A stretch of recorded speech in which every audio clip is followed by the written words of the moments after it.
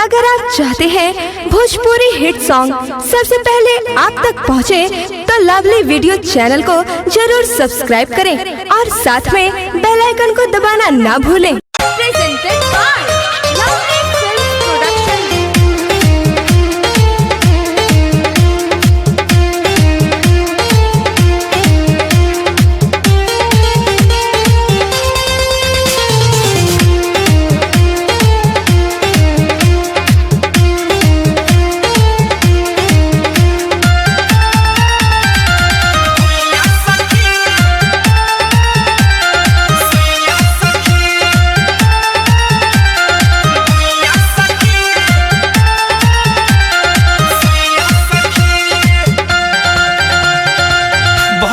बेला मजा जब धरेला पाजा मन होई जाला ताजा हो।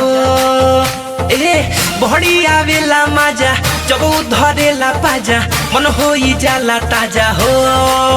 यार हमके सुता के भुइया सखी लभवाला धरा देला सुइया सखी। यार हमके सुता के भुइया सखी लभवाला धरा देला सुइया सखी।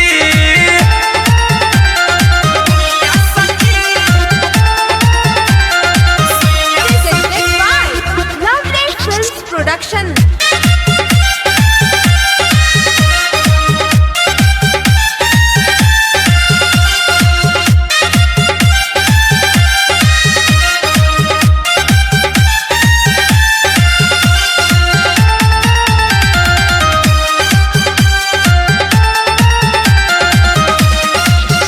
गजबे के प्यार करेला बहिया में हमके धरेला।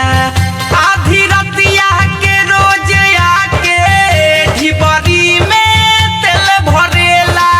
करेला नीचे ऊपर दबावे धुन कबूतर खूबे बजावे बम बम जवानी के ऊपर। सोफा जैसन हमारो देहिया तनको नहीं गड़ेला।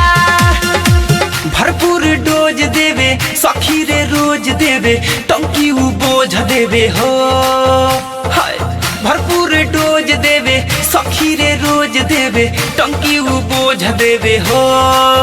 यार हमके सुता के भुइया सखी लभवाला धरा देला सुइया सखी। यार हमके सुता के भुइया सखी लभवाला धरा देला सुइया सखी।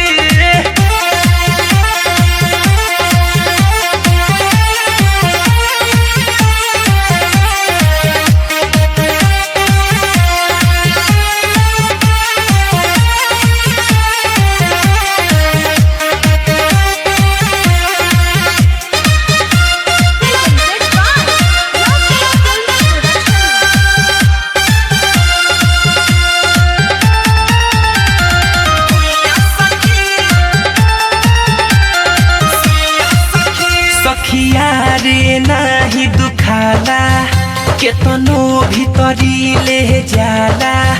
गजबे जाने उतरी का तनको ना छनछनाला। मारी के जादू मंत्र डाल देला अंदर पार कई जाला पूरा हमारू सात समुंदर। स्वाद हमारो खूब ओकरा में सखिया रे अब भेटाला। बिटू विकास हवे भूटन से खास हवे नाम आकाश हवे हो।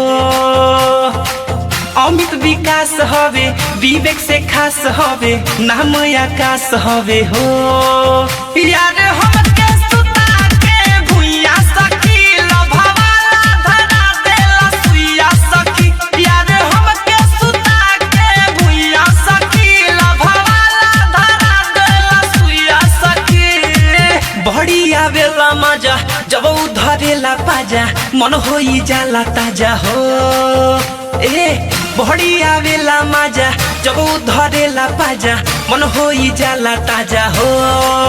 यार हमके सुता